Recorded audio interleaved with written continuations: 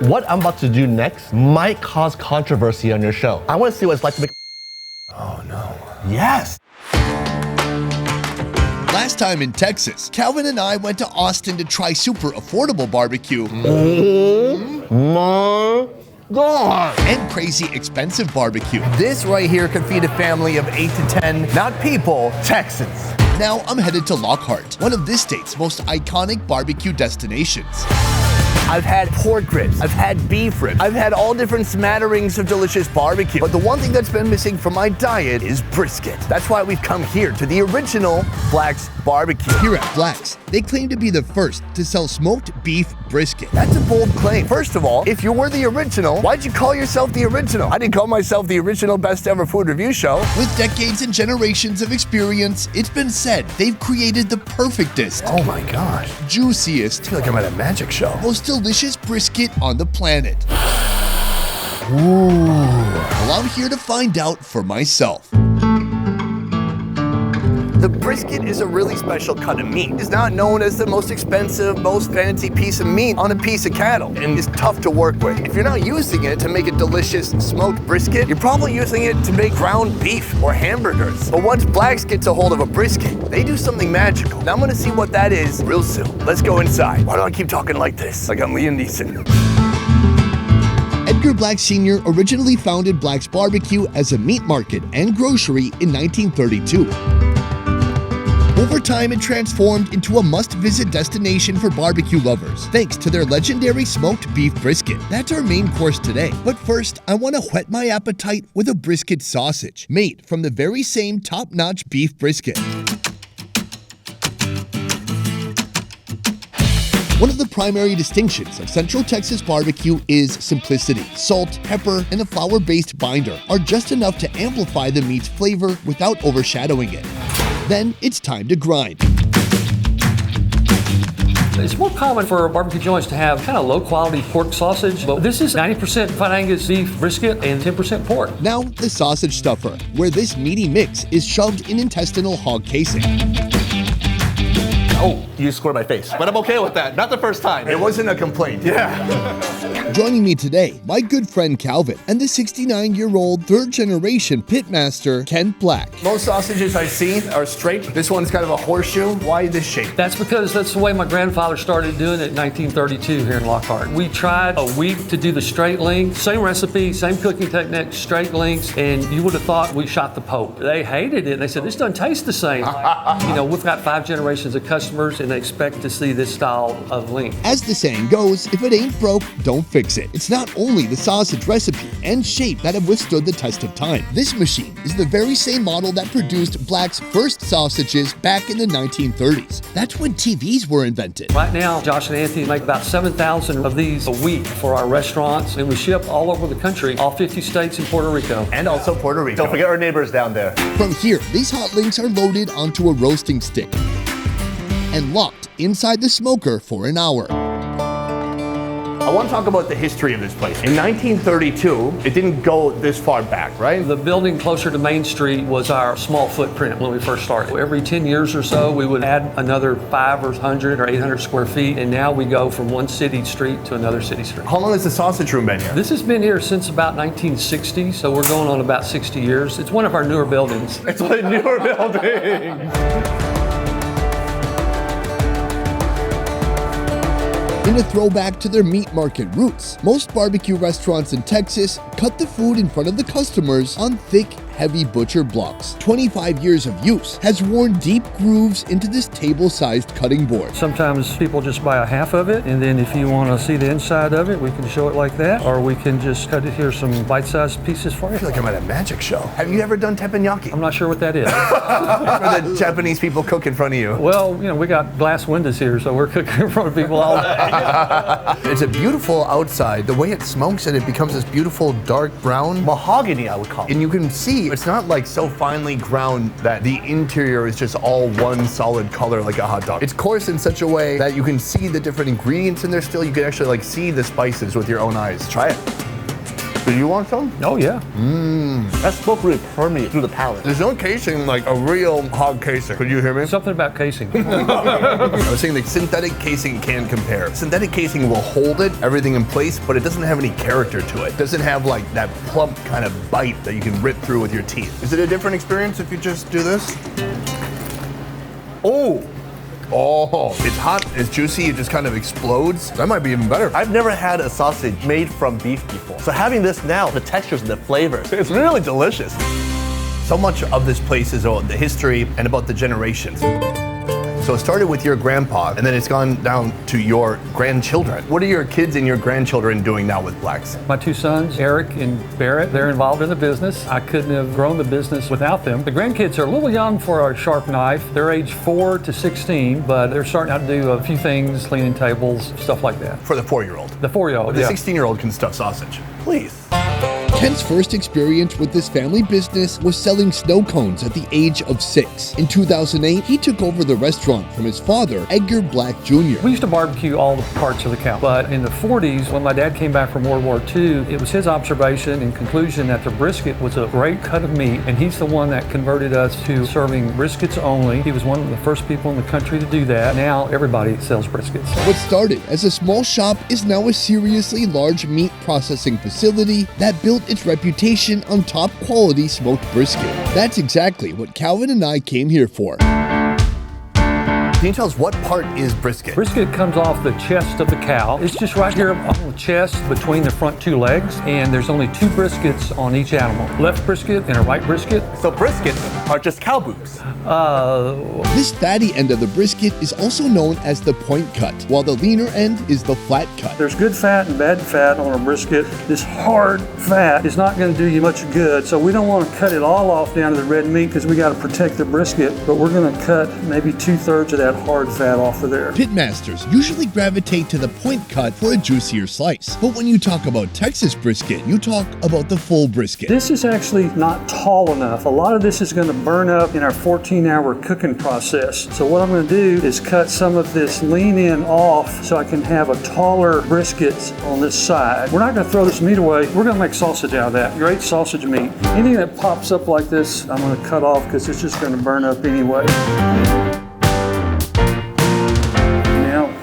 Take some of our seasoning. Once happy with the trimming, Kent seasons it with salt, pepper, red pepper, cayenne, and a little something he might call a family secret. Let's shake it up. While East and South Texas barbecue emphasizes the sauce, Central Texas style is all about the rub. We really rub the seasoning into the fibers of the meat. Otherwise, when the meat starts to sweat, the seasoning's just going to roll off of it. So we really get it down in those fibers. And then we will cook this with the fat side on top so all of those juices soak down into the meat instead of being lost in the cooking process. And this is ready to cook for 14 hours.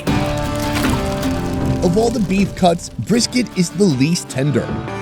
But with a little bit of time and the right cooking methods, even the toughest piece of meat can be tamed and tenderized. Black's formula is a multi-step process. After trimming and marinating, they smoke it for approximately 6 hours in a wood-fired rotisserie.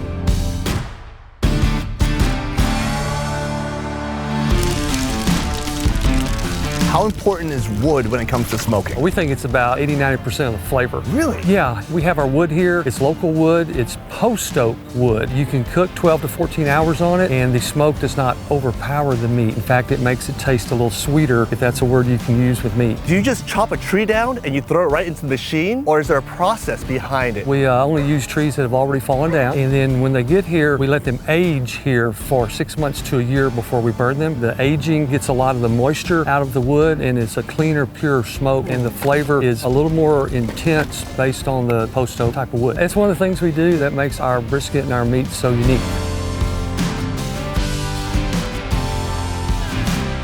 Once out of the rotisserie, the meat rests a day or 2 in the cooler. Then they hit the brick smoking pit for another 6 hours.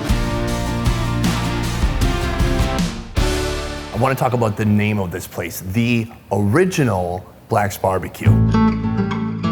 Was it always called the original? Well, it's been called Black's Barbecue, and then there's more locations. We are in Austin by the University of Texas. We're in San Marcos, and we're in New Braunfels, Texas. So just to differentiate it, we are the original, the first. Despite Black's new branches across Texas, the original Black's Barbecue here in Lockhart never lost the spotlight. Originally, you said your dining room ended over there. Yes. But now it's been extended over to this area. What did this used to be? This used to be our grocery store. We started in 1932, and it ended in 1985. I needed more space, so I cut a hole in the wall and doubled the capacity. Most of this location's patrons come from outside the city of Lockhart. Folks are willing to drive, sometimes for hours, just to get a taste. It's not unusual for Sunday to have people drive from Houston, which is 3 hours just for lunch, turn around and go home. So people come from all over. One thing remains, Calvin. We must try your brisket now.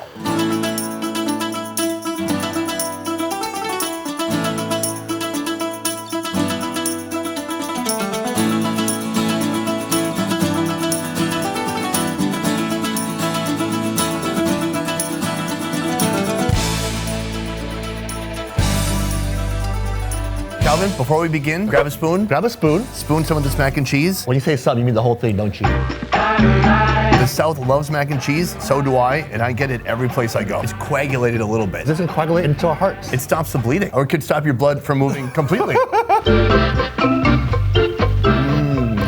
It's like just cheese sauce that happens to have some noodles in it. No Gouda. This is just cheddar cheese or American cheese. The elbow noodles are cooked really soft, and you can just chomp into it. You can get really into the crevices of your mouth. Yeah, that sticks to every little surface of your throat and cheeks and the part on the top. The roof? Wouldn't it be more like a ceiling? No, it's called the roof of your mouth. This is the roof of your mouth. That is the roof of your head. I disagree. Let's agree to disagree. All right, guys, let us know in the comments down below. Is this the ceiling of your mouth or the roof of your mouth? Brisket time. Brisket time.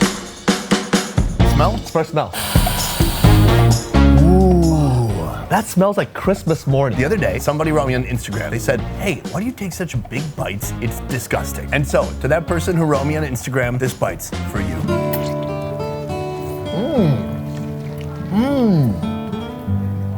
Oh my God. The salt permeates the beef differently here than at other barbecue joints. It really gets down to the nitty gritty. Now, this may not be the most juicy brisket, but flavor-wise, it's a 10 out of 10. I think it just depends on where you're getting it from. Because what I learned today is that the brisket is not supposed to be uniform from one side to the other. I mean, one side is gonna be a little bit more dry, lean. Some people like it that way. And some sides will be more moist. Try this, because mine's juicy. Okay. It's so juicy. Right? It's fatty. It's flavorful. I'm sorry. The flavor is really incredible. It's smoky, but it's not too smoky. And after you've taken a bite, I mean, it's been a couple minutes and I can still taste it, feel it, the aroma hanging around on the roof of my mouth. Sorry, the ceiling of my mouth. You said it, not me. On a brisket, there are two types of fat. There's the hard fat that's on the top cap of the brisket. Then there's the marbling that's in between the beef. And so what you're getting is you're getting that marbling that's starting to melt into the beef. I don't want a bite full of just hard fat. Maybe hard other things, but not hard fat. Such a bad laugh. This is the most balanced brisket I've had thus far in America. I agree. A lot of people will eat the barbecue straight, but it can get oily. It's a lot of fat, it's a lot of protein all at one time. So the other thing you can do is make a sandwich or a banh mi. Banh mi is just actually the bread. So we've got bread right here. While Edgar Jr. puts all his heart into perfecting the smoked brisket, his wife, Norma Jean, is the mind behind all the side dishes and the signature sauce that bears her name. That's really good. Yeah. Sauce has a little sweetness, a little vinegar. Coleslaw is definitely sweet and crunchy. And then the same bold brisket, all inside a little bit of a bread blanket. That is excellent. For those who are watching right now and they're cringing that we're doing this, I'm sorry. This is how I want to eat barbecue. This is how I want to embrace this piece of meat. Thank you to the cow. Well, I like it both ways. I also like just the meat and the meat in the sandwich. I think having that outer bread hold everything in and then getting that one perfect bite. Is what? It's good? Just say it's good. Just finish your sentence. It's good. Cool. See the sunlight up the sky. Black's Barbecue 20, 30, 40 years from now, ideally, what do you imagine for this place in the future? Don't change anything. We've been very successful with our recipes and the way we cook things, the way we treat people. We've been here for 5 generations. We have 5 generations of customers. A really good day for us is when a mom and dad come in with a new baby in a stroller, the grandparents are with them, and I say, hey, well, welcome back. What are y'all up to? Well, this is baby Susie's first trip to Black's Barbecue. Right. And so I hope we'll continue that in the future. I agree. Please never change. I can't wait to come back to see you and to see your barbecue again. Best Ever Food Review Show is a small team of independent creators, and everything we do here works because of you guys. Click the link in our description to join our Patreon and receive exclusive benefits. A piece.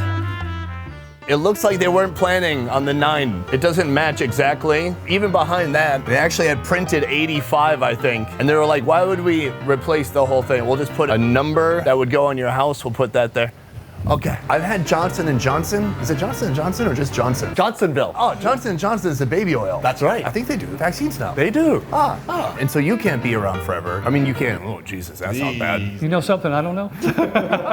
In California, we don't really eat much barbecue. We grill. That's why Californians try to roast Texans, because they don't know how to roast meat. When you smell the smoke, there's something that affects me down to my DNA. Do you mean the primal side coming out of you? Right.